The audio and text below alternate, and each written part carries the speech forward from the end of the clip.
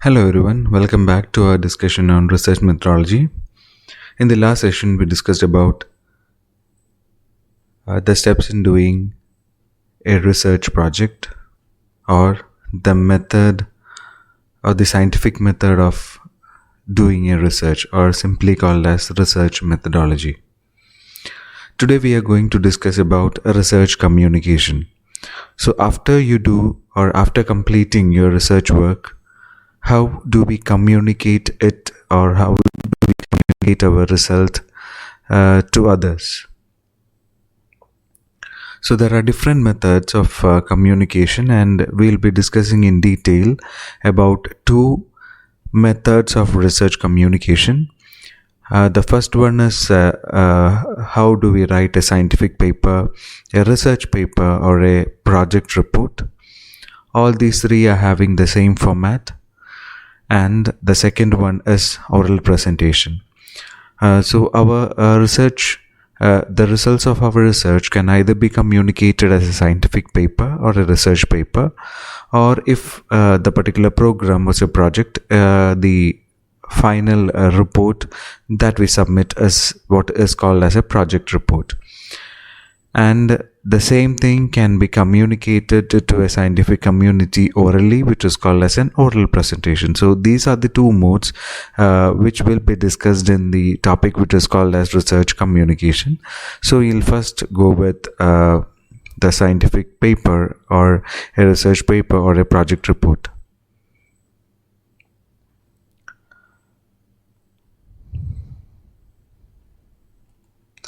So coming to how we are going to write a project report or a research report is that.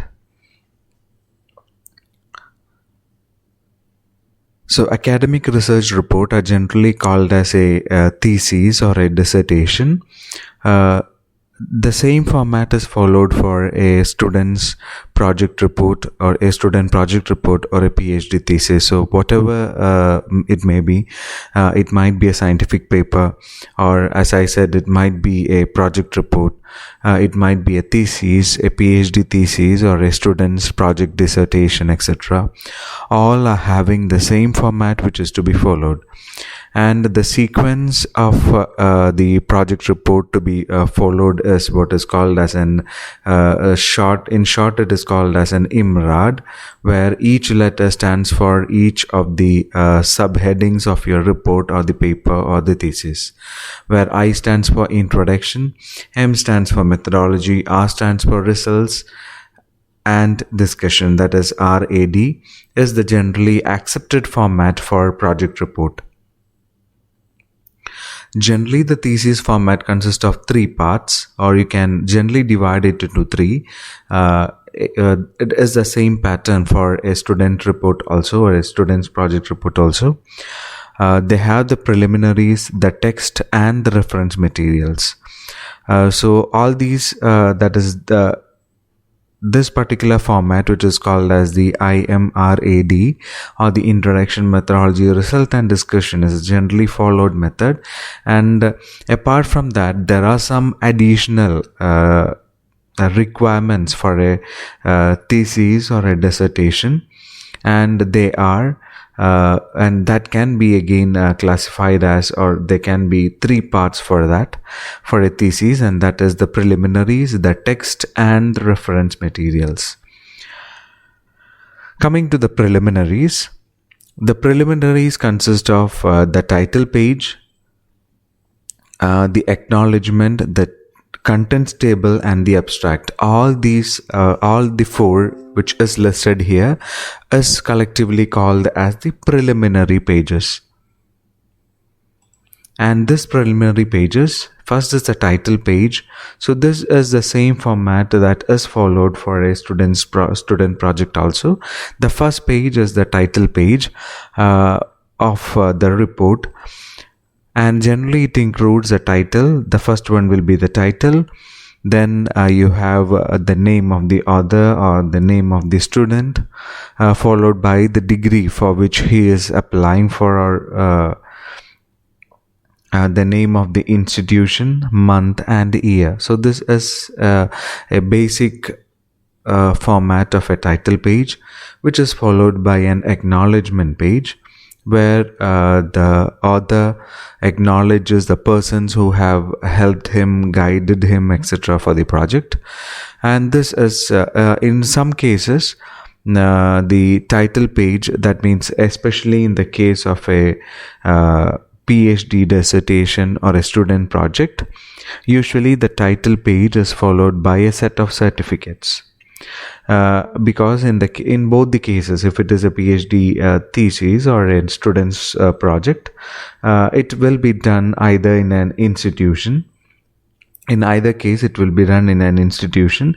In such cases, 3 certificates will be attached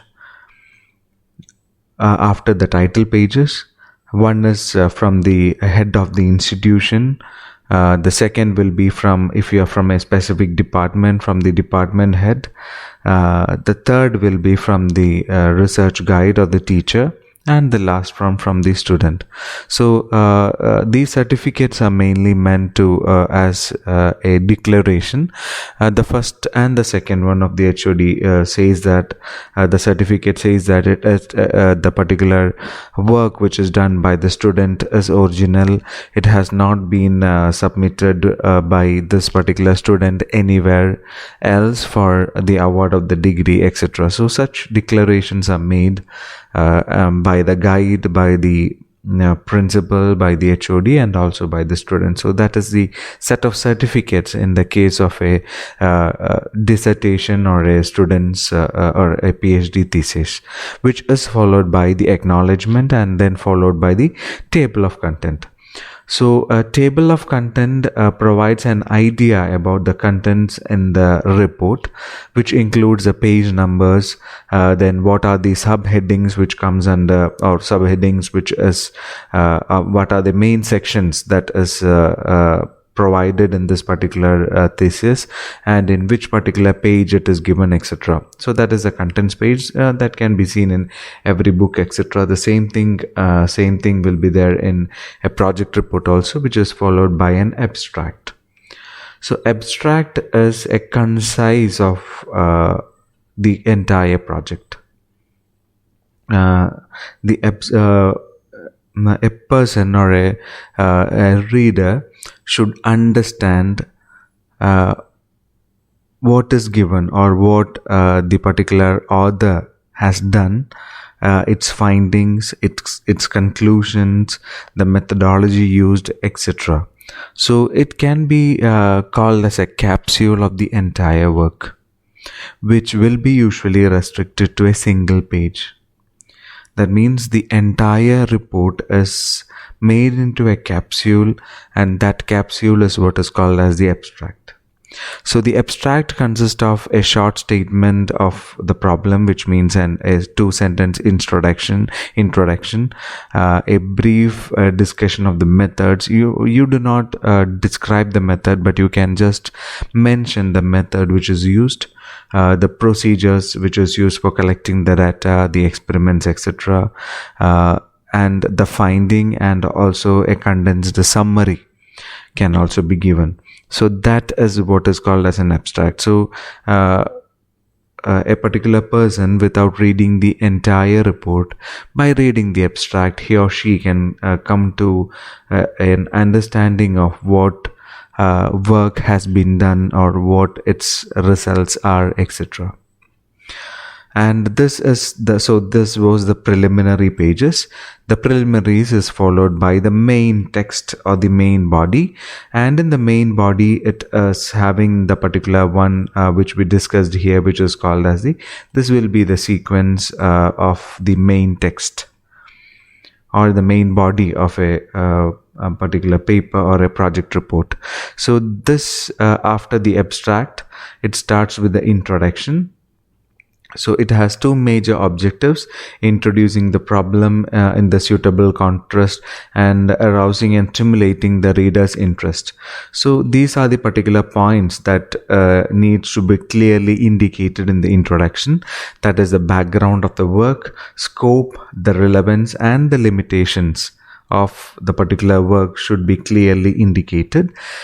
And the introduction also contains the aims and objectives. At the end of the introduction, you can state the aim and objectives of the particular work.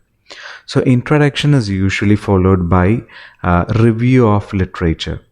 So as we saw in the research methodology, one of the major step in research methodology is review of literature. So whatever literature we have reviewed or we have gone across or referred for doing this particular work should be cited, or what have they done, etc., should be cited here in the review of literature. So citing available published work related to the selected topic, and this gives an idea for the reader about what to what extent you have referred, to what updated the work that is done, etc. So that is about the review. So a detailed review should be given in a project report. So what all have you referred, what were their findings, etc., can be given in this particular session, which is called as review of literature. So this is an addition to what we said as IMRAD.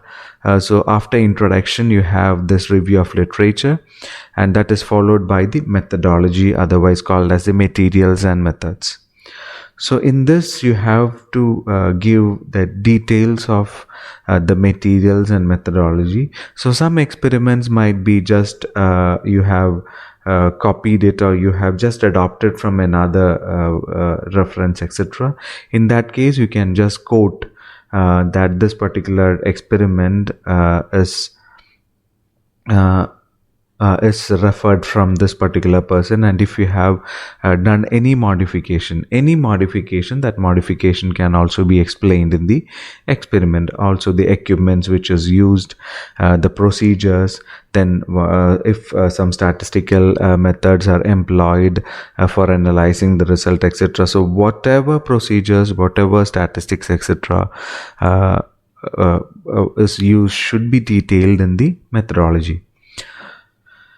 And if the study involves a field work, a map of that field or the location, etc., also can be given in the materials and method. And this is followed by the results and observations. So what is the result for each experiment? You can put the subheadings for each experiment, what can be or what is to be done, etc., can be taken into account. All the results. So results should be both in the theory format, in the sense you have to make it into sentences, and also the graphical representation in text, graphical representations, tabular columns, etc. So whatever can be done to illustrate the results and to make the result visually communicable can be done in the form of graphs, in the form of text, in the form of tables, in the form of pie diagrams, bar diagrams, whatever it is. Everything should be included in this particular session, which is called as a result. So results means it should be just the what experiments was done and what are the results which was observed in each subheading. If many experiments were done, you can give the subheading for each experiment and the result for each experiment, and at last you can conclude. The next and the important one is discussion. So discussion is comparing the results with the previous works. So as we said earlier in our discussions, this particular work might have been done by other people either in the same place or at different places. So quote their results. So in some cases you might get the results which is comparable to them. In some cases you might get a results which is just opposite to what is reported. Whatever the case may be, you have to write it in the discussion. In the sense, for example, an author named or a person named Raju has done a particular experiment, for say the same example of that of the butterfly. and he found that a butterfly was more in summer season and less in winter season. But when you found that the butterfly diversity is almost the same in both the seasons. So we can quote that is this particular person, Raju, in so and so year has done this particular work and he reported this, but what we got is just opposite to what he has done. We have got the same diversity in both the years, etc. So such things can be quoted. So that is what is called as discussion, where you compare it with the previous work, either substantiating your current finding or refuting the previous worker's arguments. And this is followed by a conclusion, where the process of defining the or what you do is that you conclude your results. You can sum up and you can give your suggestions, your arguments related to the particular study, etc. can be given in this particular session, which is called as conclusion. And this is followed by the references, so or called as bibliography. It is systematically arranged list of books, journals referred. So whatever books, journals, etc. were referred for this particular work should be cited in the bibliography. So bibliography is a standard referring systems for a thesis. For every project, a bibliography is required. And this is followed by, in some cases, appendices, where supporting informations like survey sheets, data sheets, etc. that is which were used for the work, but it is not such relevant to be incorporated into the main body, but it can be taken as a supporting evidence for the result, etc. So such tables, figures, etc. can be provided as appendices. So this is a general format of what is called as a project report or a scientific or a research paper. So this is a universal format that is followed for writing a project report, a PhD thesis, or a student's project. So this is a universal one without any modifications, additions, etc. Some additions that I mentioned, if it is for an awarding a degree like a PhD or a student's project for a degree, etc. After the title page, you have to add some certificates, that's it. All the others are the